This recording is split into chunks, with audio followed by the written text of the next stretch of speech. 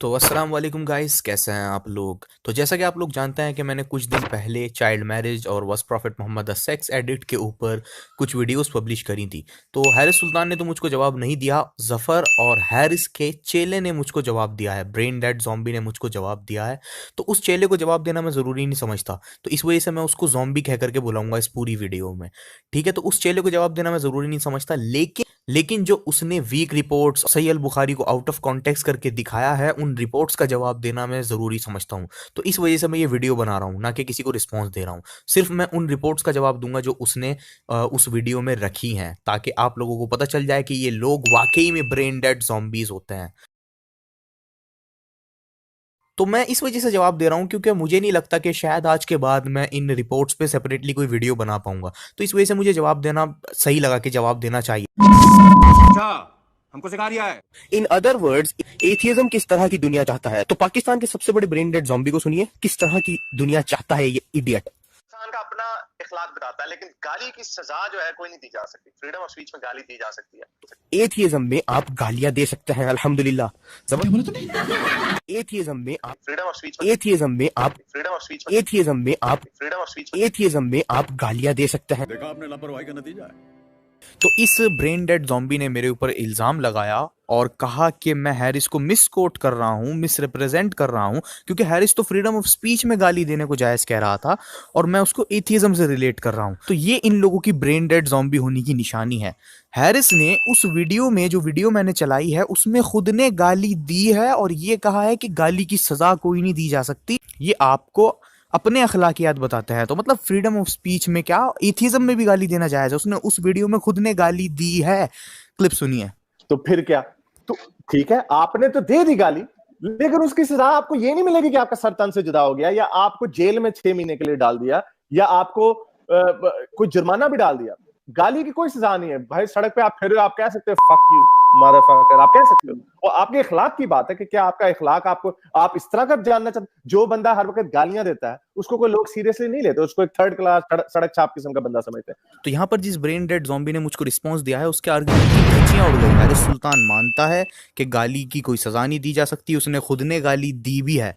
तो brain dead zombie, अगर तुम्हारे मन में अब भी विचार आए ना कि मुझे रिस्पॉन्स दोगे दोबारा से मेरी इस वीडियो के बाद, तो मेरे पॉइंट पॉइंट का जवाब देना। जैसे मैं तुम्हारे पॉइंट पॉइंट को उठा करके डिस्ट्रॉय करने वाला हूं ना, तुमको भी मेरे पॉइंट पॉइंट का जवाब देना है।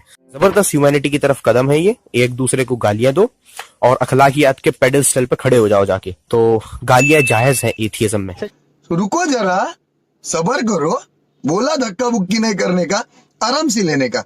If anyone proudly asserts his descent in the manner of pre-Islamic people, tell him to bite his father's penis and do not use a euphemism.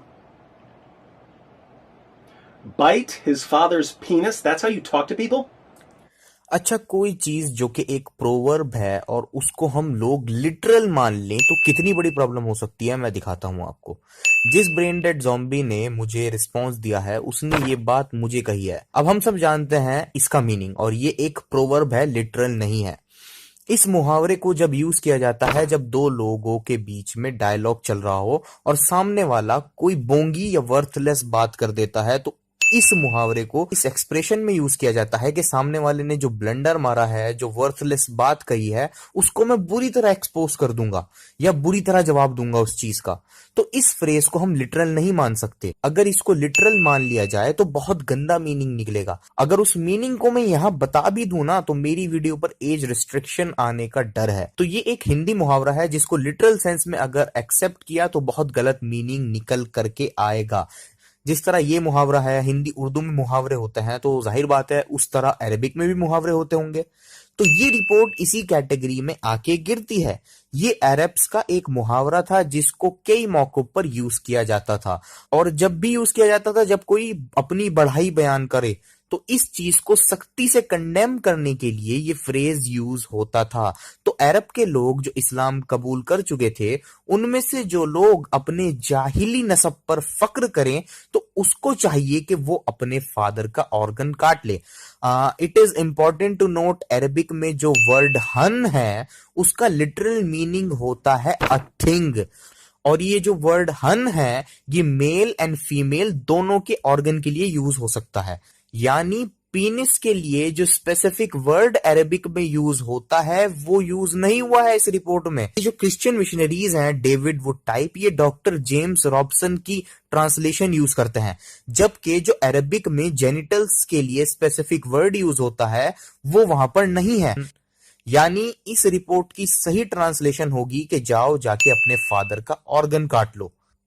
तो अब सवाल ये आएगा कि ऐसा क्यों लिखा है इस रिपोर्ट में, और क्या ये एक गाली है? ऑफ कोर्स नॉट, ये कोई गाली नहीं है बल्कि एक प्रोवर्बियल फ्रेज है जिसमें पेनिस के लिए जो स्पेसिफिक वर्ड यूज होता है वो तक यूज नहीं हुआ।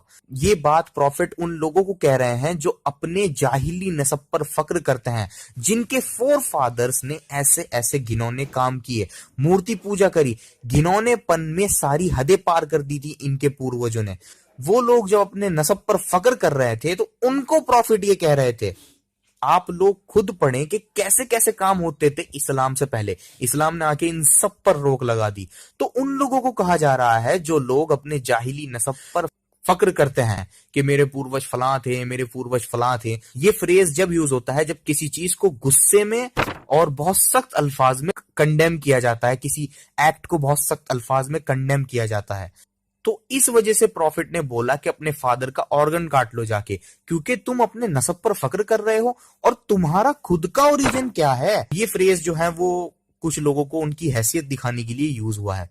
तो ये अरेबिक फ्रेज कुछ लोगों को उनकी हैसियत दिखाने के लिए यूज हुआ, यानी वो लोग तो फक्र कर रहे थे अपने जाहिली नसब पर, तो उनको प्रॉफिट ने उनका ओरिजिन दिखाया कि तुम्हारा ओरिजिन ये है, तुम कैसे फक्र कर रहे हो। तो ये कोई गाली नहीं है, ये एक प्रोवर्ब है जिसको जब यूज किया जाता है जब सामने वाले को उसका ओरिजिन बताना हो या उसके घमंड को सख्ती से कंडेम करना हो, तब ये प्रोवर्ब यूज होता है। सिंपल, ये कोई गाली नहीं है। तो गालियां जायज है एथियज्म में। और इनके बुजुर्ग चचा अबू तालिब के पास शिकायत भी लेकर गए थे और कहा था आपका भतीजा हमारे आराध्यों, हमारे धर्म, हमारे देवी देवताओं के बारे में अपमानजनक बोलता है, हम लोगों को बेवकूफ बताते हुए अपशब्द कहता है, वो अपशब्द कहता है, वो अपशब्द कहता है, वो अपशब्द कहता है, हमारे पुरखों को गुमराह बताता है। तो अब आप खुद इससे हमारी तरफ से अपमान का बदला लीजिए। इन जाहिलों को, इन ब्रेन डेड ज़ॉम्बीज़ को ये नहीं पता कि जब दो रिलीजियस ग्रुप आपस में डायलॉग करते हैं तो वो दोनों एक दूसरे के कॉन्ट्रेरी व्यूज़ ही होल्ड करते हैं। फॉर एग्जांपल, अरब के लोगों का ये बिलीफ था कि अल्लाह की बेटियां हैं, तो अब एक मुसलमान के लिए ये चीज़ तो एक गाली है कि अल्लाह की भी कोई बेटियां हैं। तो उसी तरह मुसलमान कुछ ऐसे व्यूज़ होल्ड करते थे, जैसे फॉर एग्जाम्पल ये पत्थर की मूर्तियाँ हमको कुछ नहीं दे सकती हैं, सिर्फ पत्थर की मूर्तियाँ हैं, इनसे मांगना बेकार है। तो ये चीज़ अरब के लोगों के लिए गालियाँ थी। इतने गलत काम करने वाले बुजुर्गों को हम लोग गुमराह कहते थे, तो वो अरब के लोगों को गाली लगती थी। ठीक है, उसी तरह अरब के लोगों के कुछ ऐसे बिलीफ थे जो कि हम लोगों को गाली लग सकते हैं। तो ये चीज़ें गाली नहीं होती। और बुखारी और मुस्लिम दोनों में अल्फाज मौजूद हैं कि आप सल्लल्लाहु अलैहि वसल्लम के अंदर कुंवारी लड़कियों से भी ज़्यादा हया थी, पर्देदार कुंवारी लड़कियों से भी ज़्यादा हया थी आप सल्लल्लाहु अलैहि वसल्लम के अंदर। तो आप सल्लल्लाहु अलैहि वसल्लम गालियां दें, लोगों को अब्यूज़ करें, ऐसा हो ही नहीं सकता। और अनस रज़ी अल्लाह ताला अन्हु फरमाते हैं कि आप सल्लल्लाहु अलैहि वसल्लम ने उनको कभी उफ तक नहीं किया और आप सल्लल्लाहु अलैहि वसल्लम का कैरेक्टर सबसे बेहतर था। तो आप सल्लल्लाहु अलैहि वसल्लम पुराने बुजुर्गों को गलत तो कह सकते हैं, उनको गालियां नहीं दे सकते। तो गालियां जायज है एथियज्म में। Abu Bakr said to him, Abu Bakr, your closest friend and the first rightly guided caliph, said to him, go suck the clitoris of Allat. Allat was the goddess that this man believed in. Why didn't you rebuke Abu Bakr for saying something so offensive and so childish about this man's religious beliefs, Muhammad? तो गालियां जायज है atheism में। अच्छा, ये लोग Christian missionaries और इस्लामोफोब्स जो हैं वो इस रिपोर्ट को बड़ा उछालते हैं कि अबू बकर रजी अल्लाह ताला अन्हु ने कहा गो सक द क्लिटरस ऑफ अल्लाह।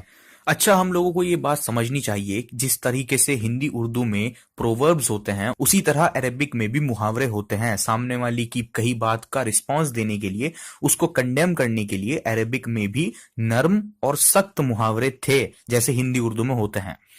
तो ये जो बात अबू बकर रजी अल्लाह ताला अन्हु ने कही है, ये बात भी अरब्स का एक मुहावरा था। पहली बात यह है कि अबू बकर रजी अल्लाह ताला अन्हु ने जिसको ये वर्डिंग्स बोली थी, उसने पहले स्टार्टिंग करी थी, उसने पहले मुस्लिम्स की फीलिंग्स को, मुस्लिम्स की रिलीजियस फीलिंग्स को हर्ट किया था, तो अबू बकर रजी अल्लाह ताला अन्हु ने उसका रिस्पॉन्स दिया था। सेकेंडली, आप पुरानी अरबिक डिक्शनरी लेन लेक्सिकॉन के बुक 1 पेज 222 पर जाकर चेक कर सकते हो। जो वर्डिंग्स अबू बकर रजी अल्लाह ताला अन्हु ने बोले, ये अरब के लोगों का एक मुहावरा था, क्लियर एज डे लाइट। इस मुहावरे को लिटरली नहीं लिया जा सकता है। अगर हिंदी उर्दू के कुछ मुहावरों को हम लिटरली ले लें तो बहुत बड़ी गलतफहमी हो सकती है। फॉर एग्जाम्पल, मुंह तोड़ जवाब देना, अगर इस मुहावरे को हम लिटरली लें तो कितनी बड़ी प्रॉब्लम होगी ये बताने की जरूरत नहीं है, ठीक है। ठीक उसी तरह ये अरब के लोगों का एक प्रोवर्ब था जो कि सख्ती से किसी चीज को कंडेम करने के लिए या किसी वर्थलेस बात का जवाब देने के लिए कहा जाता था। और लेट सपोज कि अबू बकर रजी अल्लाह ताला अन्हु ने गाली दी, जो कि बिल्कुल नहीं दी, मैंने आपको बता दिया कि ये एक प्रोवर्ब था, लेकिन लेट सपोज कि उन्होंने ऐसा कहा, तो क्या इससे कोई फर्क पड़ता है? बिल्कुल नहीं। अगर कोई मुसलमान गलत काम करता है तो क्या इससे इस्लाम में उस गलत चीज के लिए रूलिंग्स जो हैं वो चेंज हो जाएंगी? नहीं। अगर आज दुनिया के सारे मुसलमान शराब पीना शुरू कर दें तो इसका मतलब ये नहीं हो जाएगा कि शराब हलाल हो गई। इस्लाम में जो शराब के लिए रूलिंग्स हैं वो ही रहेंगी। तो उसी तरह अगर कोई मुसलमान गलत काम करता है तो इससे वो चीज सही नहीं हो जाएगी, ठीक है। ये जितने रूल्स इस्लाम में हैं, चोर के हाथ काट देना, इलीगल इंटरकोर्स पर मौत की सजा वगैरह वगैरह, ये जितनी भी सजाएं हैं ये सब मुसलमानों के लिए ही तो थी। मुसलमान ही तो ये क्राइम करने वाले थे जिनके लिए ये सजाएं बनाई जा रही थी, कोई और थोड़ा ना करने जा रहा था। बेवकूफो, ब्रेन डेड ज़ॉम्बीज, ये सजाएं मुसलमानों के लिए ही थी। अगर मुसलमान कोई गलत काम करेगा तो उसको सजा भी मिलेगी। कुछ की सजा दुनिया में बताई गई है, कुछ की कयामत के दिन मिलेगी। इस्लाम की जो जनरल रूलिंग्स हैं, सबसे प्यार से रहो, हम्बल रहो, इस रिपोर्ट से वो डिस्प्रूव नहीं होती हैं। आप सल्लल्लाहु अलैहि वसल्लम ने फरमाया, जो शख्स इस दुनिया में रहम नहीं दिखाएगा, कयामत में उस शख्स पर अल्लाह मर्सी नहीं दिखाएगा। आप सल्लल्लाहु अलैहि वसल्लम ने फरमाया, हमें एक दूसरे के साथ हम्बल रहना चाहिए। अगर कोई इस दुनिया में किसी को हार्म करेगा तो कयामत के दिन अल्लाह उसको हार्म करेगा। और एक वाकया है, जब कुछ ज्यूज ने अल्लाह के रसूल को कहा आप पर मौत हो, तो हजरत आयशा रजी अल्लाह ताला अन्हा ने उनको गुस्से में कहा कि तुम पर डेथ हो, तुम पर लानत हो। तो आप सल्लल्लाहु अलैहि वसल्लम ने फरमाया, ओ आयशा, अल्लाह इज काइंड, और अल्लाह को हर मामले में काइंडनेस पसंद है।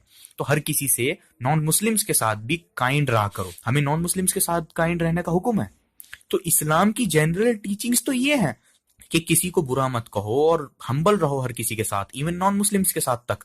हमारी तरफ से, मुसलमानों की तरफ से जब भी हार्श डिसीजन लिए गए, जब अरब के मुशरिकीन ने जुल्म में हद पार कर दी थी, उन स्पेसिफिक मौकों के सख्त कदमों को इस्लाम के अगेंस्ट यूज नहीं किया जा सकता है, क्योंकि इस्लाम की जनरल टीचिंग्स तो ये है। तो अबू बकर रजी अल्लाह ताला अन्हु ने well known Arabic proverb use किया था, ये कोई गाली नहीं है। और इस्लाम की जनरल टीचिंग्स ये हैं, अगर कोई इनको ब्रेक करेगा तो उसको दुनिया में और कयामत में सजा मिलेगी जो इस्लाम ने बताई है। सिंपल। अच्छा, मैं वीडियो की एडिटिंग कर ही रहा था कि तभी हैरिस ने ये कम्युनिटी पोस्ट कर दी। अब और मजा आएगा इस बंदे को रिफ्यूट करने में, क्योंकि अब हैरिस भी इसकी वीडियो से अग्री करता है। तो चलिए वीडियो की तरफ बढ़ते हैं और इसकी पोंगिया मैं आपको दिखाता हूँ। अब देखते हैं और क्या जायज है एथियज्म में। स्टैटिस्टिक्स क्या है सर? पॉन सही है गलत है?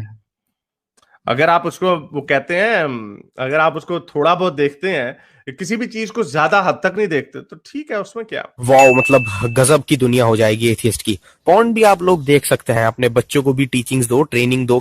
पॉर्न के जो है किसी तरह के कोई नुकसान नहीं है, तो आप अपने बच्चों को भी ये टीचिंग्स दें कि आप पॉर्न देख सकते हैं, इसमें कुछ रॉन्ग नहीं। अच्छा,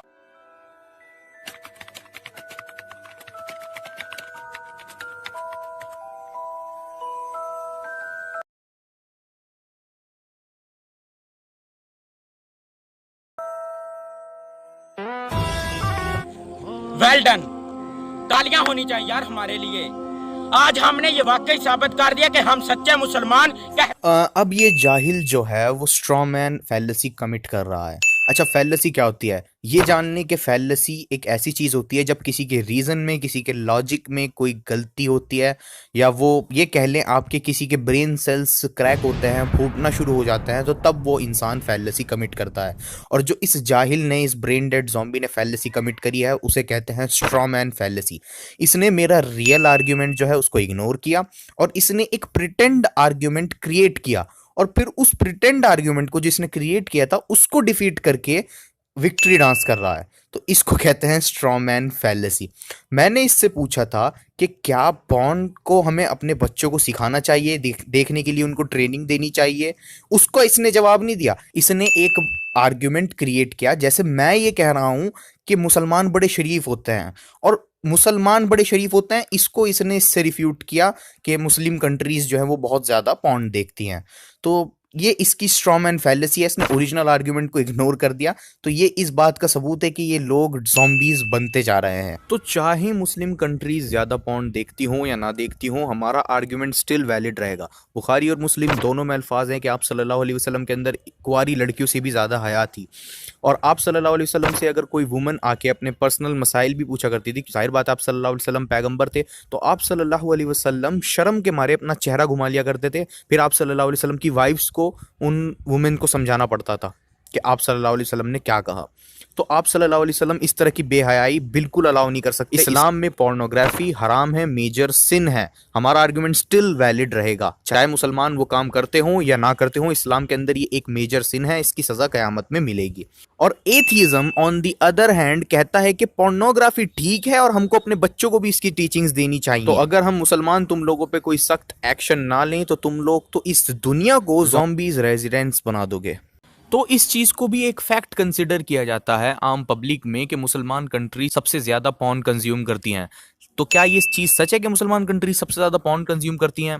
जवाब है नो। किसी को नहीं पता कि क्या हो रहा है, क्योंकि खुद इंडिपेंडेंट सोर्सेज, खुद पॉर्न वेबसाइट्स आए दिन अपना डाटा रिलीज करती रहती हैं। इंडिपेंडेंट सोर्सेस मैं आपको दिखा रहा हूं, तो उनके अकॉर्डिंग मुसलमान ना तो टॉप 10 में है ना टॉप 20 में है, कोई मुस्लिम कंट्री नहीं है। कई सोर्सेज में आपको यही पैटर्न मिलेगा कि कोई मुसलमान कंट्रीज ना तो टॉप 10 में ना टॉप 20 में है। खुद पॉर्न वेबसाइट्स का ये डाटा है, ठीक है। और कई वेबसाइट ने 2008 से 2020 का डाटा भी रिलीज किया है, जिसमें भी कोई मुसलमान कंट्रीज टॉप 10 में नहीं है और यूनाइटेड स्टेट्स हमेशा से टॉप पर रहा है। तो कोई नहीं जानता कि किस जगह पे पॉर्न सबसे ज्यादा कंज्यूम किया जाता है। दुनिया की टॉप पॉर्न वेबसाइट्स ने अपना डाटा रिलीज किया है, तो उसमें तो कोई मुस्लिम कंट्री नहीं है। इनफैक्ट जिन स्टडीज ने मुस्लिम कंट्रीज को भी अपनी लिस्ट में इंक्लूड किया है, उन्होंने भी अपने कंक्लूजन में एक्सेप्ट किया है कि ज्यादातर डाटा यूनाइटेड स्टेट्स से आता है। इट इज सेफ टू से कि यूनाइटेड स्टेट्स में देखा जाता है। हम सच्चे मुसलमान कहलाने के लायक हैं। पॉर्न भी आप लोग देख सकते हैं। और देखते हैं कि एथियज्म में और क्या क्या जायज है होना चाहिए। ऑब्वियसली मैं तो इसको भी सपोर्ट करता हूँ कि प्रोस्टिट्यूशन जो है वो भी लीगल होनी चाहिए। सपोर्ट करता हूँ कि प्रोस्टिट्यूशन जो है वो भी लीगल होनी चाहिए, क्योंकि जब आप इस चीजों को बैन करते हैं तो फिर ये चीजें इलीगली बनती हैं। एनशिपियन लगा के तो ये किस तरह बैन करेंगे? ये चीजें बैन नहीं हो सकती, इनको रेगुलेट होना चाहिए। जब एथियज्म में गालियां जायज है, पॉर्न जायज है, प्रोस्टिट्यूशन ईटीसी लीगल है।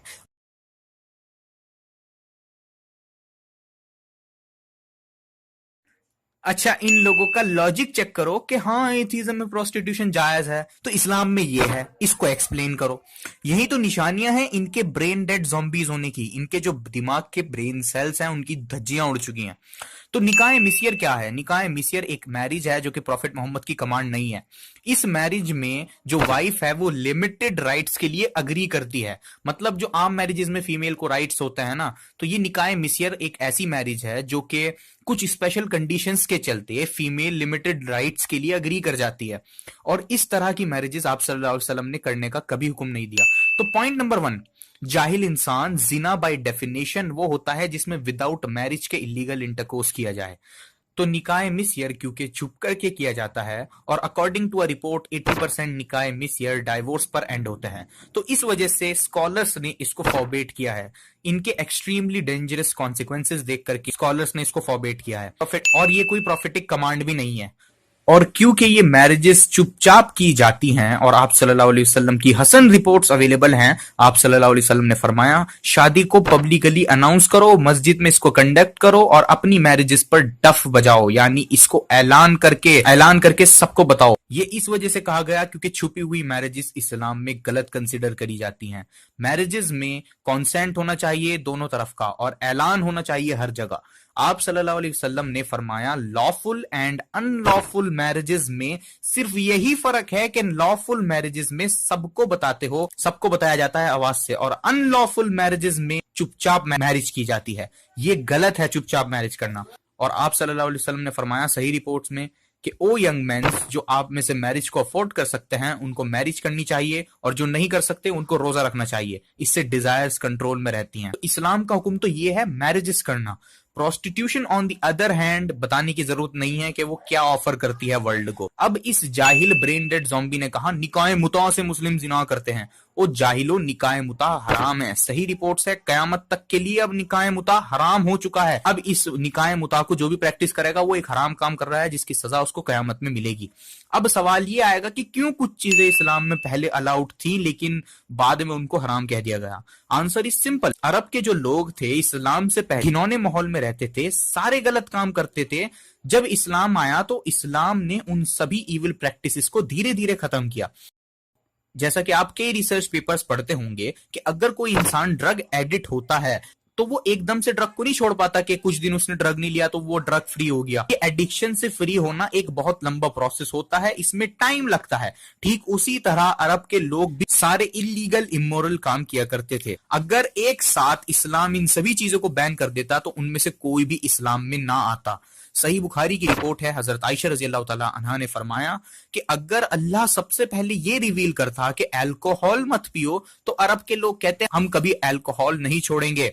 और अगर सबसे पहले अल्लाह ताला ये रिवील करता कि इलीगल सेक्सुअल इंटरकोर्स मत करो तो अरब के लोग कहते हम कभी ये नहीं छोड़ेंगे। तो इस वजह से इस्लाम ने धीरे धीरे इन सब चीजों का सफाया करा।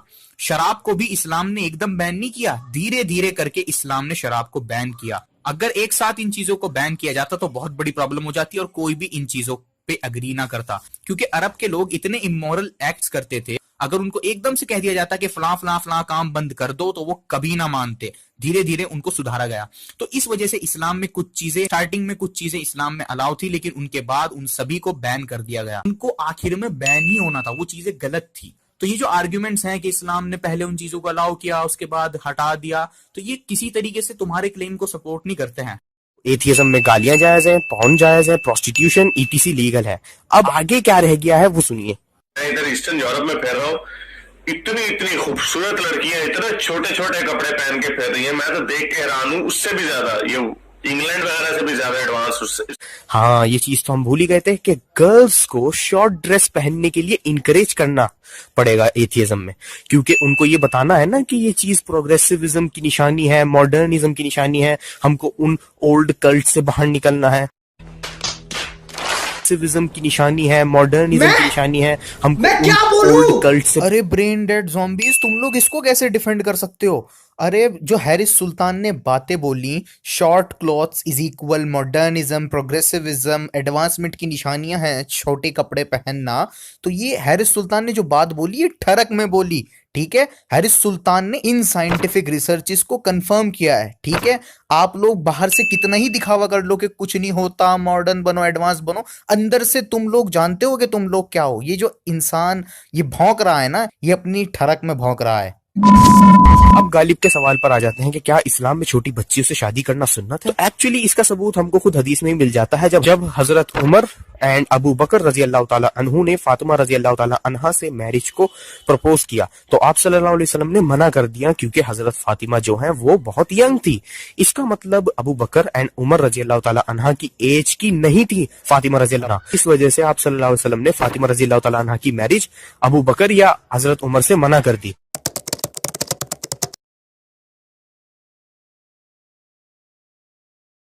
अब ये जाहिल फिर से स्ट्रॉमैन करके मुझको रिप्रेजेंट कर रहा है। गालिब कमाल ने ये दावा किया था कि छोटी बच्चियों से शादी करना सुन्नत है, जो दावे को मैंने ये रिपोर्ट दिखा करके डिस्प्रूव कर दिया था, पूरी तरह उसकी धज्जियां उड़ा दी थी। आप सल्लल्लाहु अलैहि वसल्लम ने सिमिलर एज से शादी करने को इनकरेज किया है, सिमिलर एज में शादी होनी चाहिए, तो उसको इनकरेज किया है आप सल्लल्लाहु अलैहि वसल्लम ने। अब ये ब्रेन डेड ज़ॉम्बी कह रहा है कि क्या उमर है ना हजरत अबू बकर को ये नहीं पता था कि छोटी बच्चों को शादी के लिए प्रपोज नहीं करना चाहिए, तो ये तो केस में बनाने की कोशिश ही नहीं कर रहा था। मैं तो एक्सप्लेन कर रहा था कि चाइल्ड मैरिज इस्लाम में कैसी है, और वो भी प्रॉपर्ली नहीं। अगली वीडियो आने वाली जो हजरत आयशा के ऊपर होगी मैं उसमें हर चीज एक्सप्लेन करूंगा, वो भी डिटेल से। अब सवाल ये बचा कि क्यों हजरत उमर और अबू बकर रजी अल्लाह ताला अन्हु ने फातिमा रजी अल्लाह ताला अन्हा को शादी के लिए प्रपोज किया। जवाब सिंपल है, वो लोग आप सल्लल्लाहु अलैहि वसल्लम से रिश्तेदारी रखना चाहते थे। एक पैगंबर का रिश्तेदार कौन नहीं बनना चाहेगा। उस टाइम पर यही तरीका था रिश्तेदारी बनाने का, जिससे आपस में भाईचारा बना रहे। और जो लोग इस तरीके को गलत समझेंगे वो एक फैलेसी कमिट कर रहे हैं प्रेजेंटिज्म की। और जैसा मैंने बताया था, जब कोई शख्स फैलेसी कमिट करने लगे तो समझ जाओ कि वो ब्रेन डेड ज़ॉम्बी बनता जा रहा है। तो प्रेजेंटिज्म फैलेसी के अकॉर्डिंग हम लोग पुराने जो लोग थे उनको क्रिटिसाइज नहीं कर सकते हमारे मॉडर्न एक्सपीरियंसेस और स्टैंडर्ड्स के अकॉर्डिंग। और वैसे भी गर्ल की शादी ये काम बिना गर्ल की इजाजत के नहीं हो सकता है। आप सल्लल्लाहु अलैहि वसल्लम से जब पूछा गया कि क्या लड़की से शादी से पहले पूछना चाहिए, तो आप सल्लल्लाहु अलैहि वसल्लम ने फरमाया यस। तो हम लोग बिना लड़की की इजाजत के शादी नहीं कर सकते हैं, और कई रिपोर्ट्स हैं हमारे पास। लेकिन अब सवाल यह आएगा कि क्या प्री प्यूबेसेंट गर्ल के साथ इस्लाम इंटरकोर्स करने की इजाजत देता है? जवाब है नहीं। पहली बात यह है कि इस्लाम किसी भी तरह के हार्म की इजाजत नहीं देता है। किसी भी तरीके का हार्म किसी को पहुंचाना इस्लाम में हराम है, एक मेजर सिन है। और ये चीज स्कॉलर्स के कई फतवों और हदीसों से साबित है कि इस्लाम में सिर्फ शादी जल्दी हो सकती है, लेकिन शादी कंज्यूमेट नहीं हो सकती है। यानी अबू बकर या उमर रज़ियल्लाहु ताला अन्हु फातिमा रज़ियल्लाहु ताला अन्हा से शादी कर भी लेते तो भी फातिमा रज़ियल्लाहु ताला अन्हा जब तक अपने माँ बाप के घर में ही रहती, जब तक वो फिजिकली मैच्योर ना हो जाती। और मैरिज के बाद वाइफ की सारी जिम्मेदारी हस्बैंड पर आ जाती है अकॉर्डिंग टू इस्लाम। उसकी फाइनेंशियल जरूरत हस्बैंड को पूरी करनी पड़ती है। तो ऐसा नहीं होता था कि इससे किसी गर्ल के राइट्स, उसके हुकूक रह जाते थे, क्योंकि अगर शादी के बाद लड़की पढ़ाई करना चाहती है, एजुकेशन लेना चाहती है, तो ये जिम्मेदारी भी उसके हस्बैंड की होगी। इस्लाम ने एक स्लेव तक को एजुकेशन देने का, उसे अच्छे मैनर सिखाने का हुक्म दिया है, उसके बाद उसको आजाद कर देने का भी हुक्म है। तो इस्लाम तो स्लेव तक की एजुकेशन पर बहुत जोर देता है। और it is sufficient to prove कि इस्लाम में जो मैरिज है वो कोई राइट्स नहीं लेती है वुमेन के, और उल्टा उसकी सारी जिम्मेदारी उसके हस्बैंड पर शिफ्ट कर देती है। और आखिर में आप सल्लल्लाहु अलैहि वसल्लम ने फरमाया, तुम में से सबसे बेस्ट वो हैं जो अपनी वाइफ के साथ सबसे बेहतर है। और कोई भी चीज इस्लाम में विदाउट कॉन्सेंट के नहीं हो सकती है। सहमति होना जरूरी है, तभी आप कोई काम कर सकते हो। और एक स्लेव तक को थप्पड़ मारने पर, एक स्लेव जो कि उस टाइम पे कुछ नहीं समझा जाता था, उसको एक थप्पड़ मारने पर इसका कफारा, इसका एक्सपायरेशन ये है कि उसको आजादी करना होगा, और कोई चारा है ही नहीं, सिर्फ एक स्लैब पर उसको आजादी करना होगा। इस्लाम किसी भी तरीके की हार्म की इजाजत नहीं देता है। सिंपल है। वैसे भी प्रॉफिट ने सिमिलर एज से निकाह को एनकरेज किया है। नहीं सारुण के यहाँ कुछ तो गड़बड़ है, जरूर कोई ना कोई। नहीं, यहाँ कोई गड़बड़ नहीं है। बस जो तुम लोगों की डेफिनेशन है ना चाइल्ड मैरिज की, इस्लाम उससे अग्री नहीं करता। और आप सल्लल्लाहु अलैहि वसल्लम ने खुद भी कभी किसी प्री प्यूबेसेंट गर्ल से निकाह कंज्यूमेट नहीं किया। खुद आयशा रजी अल्लाह ताला अन्हा ने अपने बारे में फरमाया है कि हजरत आयशा रजी अल्लाह ताला अन्हा प्यूबर्टी तक पहुंच गई थी जब आप सल्लल्लाहु अलैहि वसल्लम उनसे रोजाना मिलने आया करते थे। यानी आप सल्लल्लाहु अलैहि वसल्लम ने अभी शादी को, निकाह को कंज्यूमेट नहीं किया था, तो जब भी हजरत आयशा रजी अल्लाह ताला अन्हा प्यूबर्टी तक पहुंच चुकी थी। Moment a lady reaches puberty and a gent reaches puberty, they can marry. मैं मानता हूँ एक 12 से 13 साल की बच्ची शारीरिक रूप से सेक्स और रिप्रोडक्शन के लिए रेडी हो सकती है, लेकिन मेंटल मैच्योरिटी का क्या? हम जानवर तो हैं नहीं कि हम इस फैक्ट को दरकिनार कर दें कि भले ही कोई बच्ची शारीरिक रूप से मैच्योर हो, लेकिन क्या वो अपनी जिंदगी के लिए सही फैसले ले सकती है?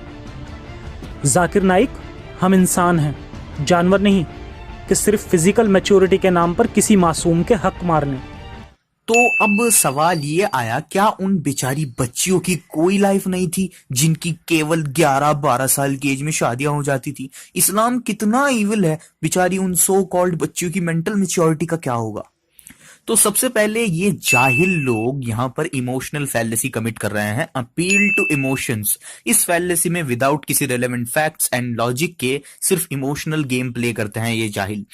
तो चलिए इन जाहिल इस्लामोफोब्स को थोड़ा सा ज्ञान देते हैं। तो जाहिलो, मिडीवल पीरियड में हिस्टोरियंस हमको बताते हैं कि मिडीवल टाइम में जब गर्ल एंड बॉय प्यूबर्टी तक पहुंच जाते थे, यही उनकी एज थी शादी करने की। तो प्यूबर्टी की एज ही शादी की एज थी उस टाइम मिडीवल पीरियड में। तो ये प्रैक्टिस तो दुनिया के ऑलमोस्ट हर कोने में होती थी, लोग जल्दी ही शादी करते थे। तो क्या पहले की किसी फीमेल को हुकूक नहीं मिले? क्या किसी फीमेल को पास्ट में हक नहीं मिले? क्या हर किसी का बचपन छिन गया उनसे? Well no. चलिए समझाता हूं। ये साइंटिफिक चार्ट समझाता है कि कैसे पुराने लोगों की एवरेज लाइफ एक्सपेक्टेंसी ओनली 20 और 25 और 30 इयर्स थी। जी हाँ, ओनली 20 to 30 इयर्स जिया करते थे मिडीवल पीरियड के लोग, और जैसे जैसे हम लोग मॉडर्न एरा की तरफ आए वैसे वैसे लोगों की उम्रें बढ़ना शुरू हो गईं। तो ऐसा क्यों था? क्यों पुराने लोगों की एजेस इतना कम होया करती थी? क्यों वो इतने कम जिया करते थे लोग? वेल, इसकी वजह है उस टाइम इंसानों को बायोलॉजी की और मेडिकल नॉलेज नहीं थी। उस टाइम पर कोई वैक्सीन्स नहीं थी, कोई दवाइयां नहीं थी, छोटे छोटे मरज बड़े बन जाया करते थे बिना दवाइयों के। तो इस वजह से लोगों की एजेस, उम्रें बहुत कम होया करती थी उस टाइम पर। थैंक्स टू अल्लाह, अल्लाह ने इंसानों के अंदर ऐसा कॉम्प्लेक्स ब्रेन बनाया जिससे ह्यूमंस कुछ नया सीखकर, उसे याद रखकर उसे समझ पाए। और मोस्ट इंपॉर्टेंटली, अल्लाह ने जितनी बीमारियां दुनिया में बनाई उन सब की दवाई का मटेरियल भी इसी दुनिया में रख दिया। कितना बुरा होता कि अगर मर्ज होता लेकिन दवाई का मटेरियल ही ना होता। तो कितना बुरा होता कि अगर मर्ज हमारे पास होता और दवाई होती ना। तो अल्लाह ताला का हमें शुक्र अदा करना चाहिए, जितनी बीमारियां पैदा करी उन सब की दवाई भी इसी दुनिया में रखी। तो इस तरह धीरे धीरे after many failures medical knowledge expand हुई, हमारे पास इंफॉर्मेशन आई जिससे लोगों की उम्रें बढ़ना स्टार्ट हो गई। आप देख सकते हैं इसमें उम्र बढ़ ही जब रही है जब मेडिकल नॉलेज एडवांस हो रही है धीरे धीरे। फ्यूचर में हमारी उम्रें और भी बढ़ सकती हैं और बढ़ेंगी, क्योंकि उस टाइम की एवरेज लाइफ एक्सपेक्टेंसी ओनली 20 से 35 साल की थी। इस वजह से लोग 11, 12, 13 साल की उम्र में शादियां करते थे। 12 से 13 साल की बच्ची शारीरिक रूप से सेक्स और रिप्रोडक्शन के लिए रेडी हो सकती है, लेकिन मेंटल मैच्योरिटी का क्या? वेल, जाहिलो, आज दुनिया भर की इंडिपेंडेंट स्टडीज अवेलेबल हैं जो हमको बताती हैं मिडीवल पीरियड में आधे बच्चे प्यूबर्टी की एज से पहले ही मर जाते थे। जी हाँ, अगर किसी के 10 बच्चे थे पुराने टाइम में तो उसमें से आधे तो 15 साल की एज से पहले ही मर जाया करते थे। क्यों? क्योंकि उस टाइम पर कोई वैक्सीन्स नहीं थी। जो आज आपको पैदा होते ही वैक्सीन्स लग जाती हैं, टीके लग जाते हैं, वो नहीं थे। कोई मेडिसिन नहीं थी। लोग अगर बीमार हो गए तो समझो गए। तो उस टाइम पर कोई बच्चा लकीली ही 15 की एज क्रॉस कर पाता था। तो इसी वजह से आधे बच्चे प्यूबर्टी की एज से पहले ही मर जाते थे। तो ये जाहिल जितने भी हैं, जफर, हैरिस, इस्लामोफोब्स, जितने भी पागल कहते हैं, ये लोग जो कहते हैं ना कि इस्लाम में और लेट रखनी चाहिए थी शादी की एज, ज्यादा होनी चाहिए थी शादी की एज, तो इन जाहिलों को ये नहीं पता कि क्योंकि पुराने लोगों की लाइफ जो है वो कम होया करती थी। तो उस टाइम पर अगर कोई फीमेल या मेल 15 की एज तक पहुंच गया, 17-18 की एज तक पहुंच गया, तो उसके लिए उसकी आधी जिंदगी खत्म हो गई। और उसके बाद फिर वो लोग बीमार हो जाया करते थे कुछ टाइम बाद, और 30 से 35 साल की एज में उनका अल्लाह हो जाता था। तो जो लोग ये जाहिल मैच्योरिटी की बात कर रहे हैं ना, इस पर मैं और भी स्टडीज दिखा सकता हूं, लेकिन सारी डिटेल्स मेरी आने वाली वीडियो हजरत आयशा रज़ी अल्लाह तआला अन्हा की एज वाली वीडियो में होंगी इंशाल्लाह। ये ट्रेलर समझे आप लोग। तो फिजिकल मैच्योरिटी ही उस टाइम पर मेंटल मैच्योरिटी मानी जाती थी। तो ये सुनने में तो अच्छा लगता है इस्लामोफोब्स के मुंह से कि मेंटल मैच्योरिटी का क्या, हम लोग जानवर थोड़े ना हैं, लेकिन अब्सर्ड है। आप थोड़ी सी पास्ट के बारे में रिसर्च कर लें तो ये सारी चीजें ताश के पत्तों की तरह बिखर जाती हैं। तो ये आर्ग्यूमेंट और कुछ नहीं है, बस presentism and appeal to emotions and faulty comparison की फॉलिसी में आके ड्रॉप होता है।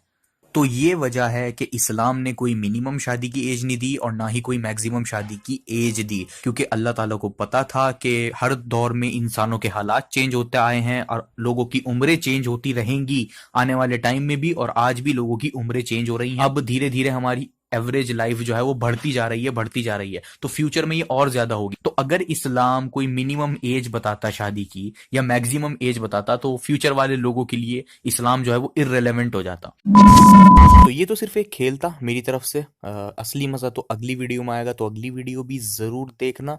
और जिस ब्रेन डेड ज़ॉम्बी ने मुझे रिस्पॉन्स दिया था उसने ये मुझे कहा था, अब मैं उसे कहता हूँ। और अभी तो रुको, क्लाइमैक्स अभी बाकी।